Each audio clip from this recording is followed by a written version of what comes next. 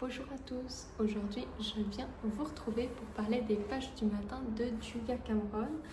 Alors c'est un livre que j'ai lu il y a pas mal d'années et franchement je sais plus comment mais je m'y suis réintéressée dernièrement, je pourrais pas vous dire comment. Alors qu'est-ce que c'est? Alors je vais plutôt parler des pages du matin que le livre global. Je pourrais y revenir si ça vous intéresse, mais il y a beaucoup de vidéos à ce sujet. Qu'est-ce que c'est? Alors, Julia Cameron, c'est une écrivaine américaine. Elle préconise d'écrire chaque matin 3 pages. Elle ne précise pas la grandeur des pages, si c'est A4 ou A5. Et souvent, j'ai remarqué au bout de la 3e page que ça devient intéressant. Alors, qu'est-ce qu'on écrit sur ces 3 pages? Vous pouvez répondre à une question, par exemple, qu'est-ce que je ressens aujourd'hui dans ma vie spirituelle, où j'en suis spirituellement dans ma vie, des questions profondes. Ou vous pouvez tout simplement dire aujourd'hui je me sens comme ça, j'ai ci et ça à faire, aujourd'hui c'est un petit peu difficile de me réveiller, ça peut vraiment être tout et n'importe quoi, j'ai pas envie d'aller travailler, etc. Alors c'est le matin qu'on doit les faire et elle préconise le matin car c'est la période où on a encore tout devant nous pour commencer notre journée et donc on peut encore modifier ou alterner notre journée comme on le veut parce qu'on est tout frais, on vient de se réveiller, on a les idées toutes fraîches et donc c'est plus facile de modifier sa journée que si on écrivait le soir. Alors je vais parler des pages du matin d'un point de vue plus spirituel sur ma chaîne puisqu'on parle de ça.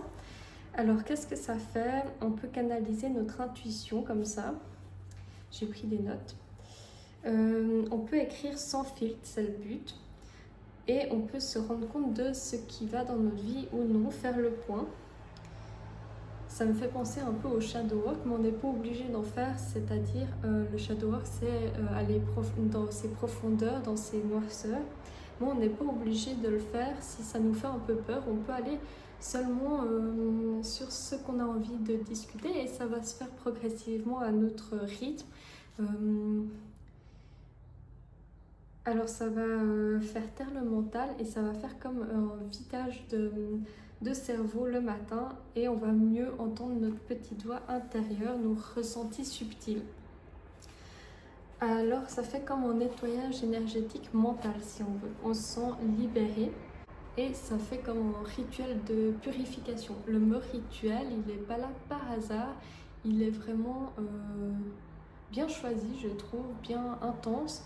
Parce que ça va nous permettre de prendre un moment pour soi chaque matin où on est seul avec nous-mêmes, avec nos propres réflexions et c'est comme une sorte de recueillement où on a hâte pour finir de s'y trouver. Alors des fois on a un peu la flamme et c'est pour ça que c'est important de le faire quoi qu'il arrive parce qu'après on trouve des solutions, ça nous apporte plus de bénéfices. C'est comme un espace sacré qu'on va créer autour de nous et ça va nous aider à capter l'invisible aussi. Il y a des choses dans notre vie qu'on ne remarque pas trop et quand on va souvent les écrire, on va voir que c'est récurrent. Et ça nous permet aussi, par exemple, aujourd'hui, je vais décider d'analyser le rêve que je viens de faire la veille, la soirée même. Et donc, ça va nous aider à interpréter nos rêves, à voir le symbole. On peut partir sur l'interprétation de rêve. Quoique moi, je préférerais séparer dans un carnet exprès pour ça, pour bien séparer les choses. Mais ça peut être vraiment n'importe quoi.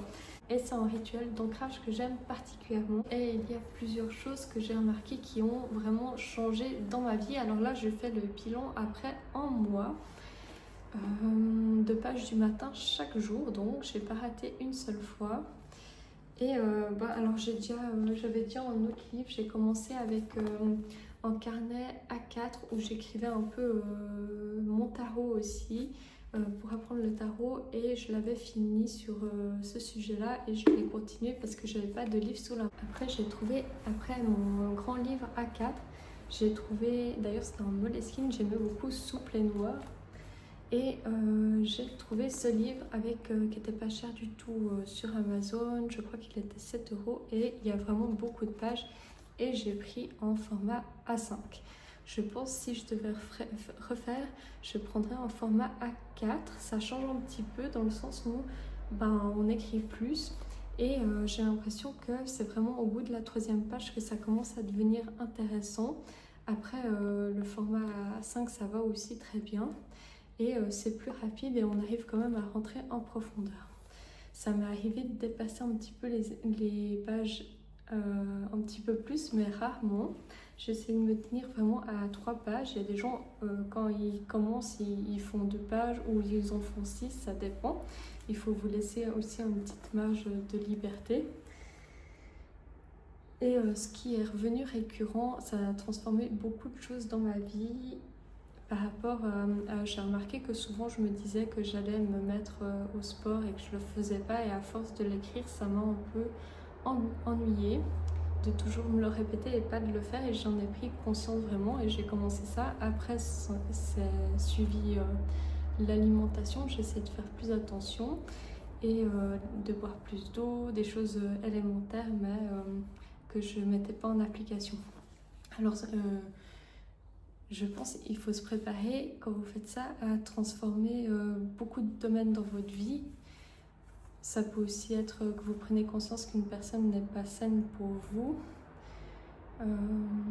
Et sur tous les sujets. C'est vraiment un développement profond. Voilà, ça s'apparente un peu au shadow work, sauf que c'est fait d'une façon, c'est vous qui contrôlez, c'est plus doux peut-être. Voilà, et je vous retrouve la semaine prochaine pour une autre vidéo. Je ne sais pas si vous avez remarqué, parfois je poste 2 vidéos par semaine, des fois j'ai pas le temps.